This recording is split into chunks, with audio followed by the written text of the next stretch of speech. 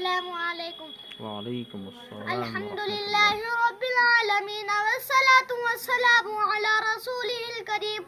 اما بعد فقد قال الله تعالى في القرآن المجيد والفرقان الحميد. اعوذ بالله من الشيطان الرجيم.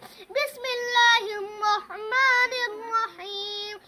قل هو الله احد الله الصمد لم يلد ولم يولد ولم يكن له كفوا احد. میں نے ابھی آپ کے سامنے ایک پوری سورت تلاوت کری ہے.